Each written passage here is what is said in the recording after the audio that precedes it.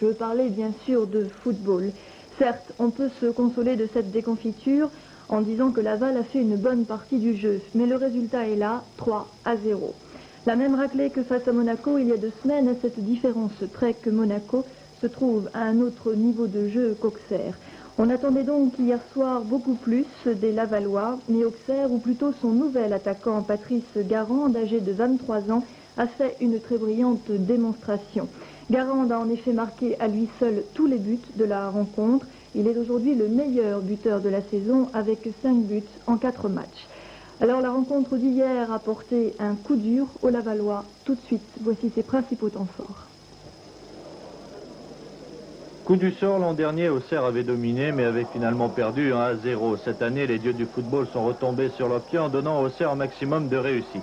Témoin de cette réussite, à la première minute, Stefanini voit son tir repoussé par Batz. Quand on fait échouer une telle occasion de but dès le coup d'envoi, on peut être sûr que c'est un bon jour. Et c'en était un hier pour Auxerre, puisque dès la 4e minute, Garande ouvre le score.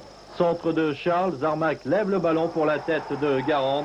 1-0 après 4 minutes de jeu, c'est le début d'une domination d'un pressing auxerrois qui vont durer pendant une demi-heure.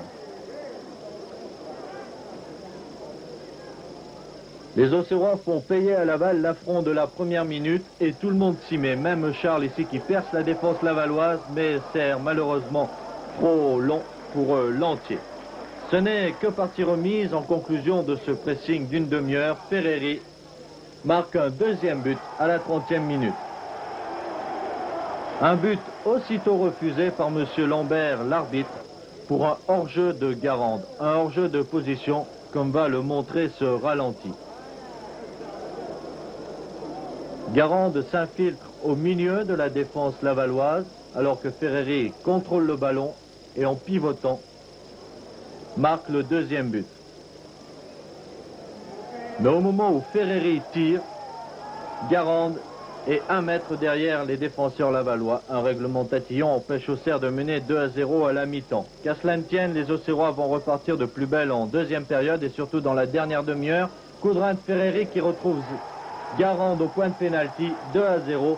C'est pratiquement fini pour Laval. Même si 4 minutes plus tard, sur ce centre de Stefanini, Séné voit sa reprise de la tête repoussée par la transversale. Car dans l'action qui suit, pratiquement l'entier récupère le ballon. C'est Ferreri qui donne à Garande son 3e but.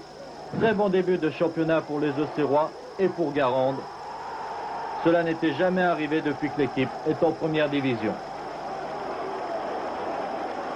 Je crois surtout que le très bon début de saison de la GIA est dû à la très bonne ambiance qu'il y a dans le groupe. Les jeunes sont intégrés de façon massive et se comportent très très bien. Il n'y a aucun problème avec les anciens et tout se passe dans la joie et la bonne humeur.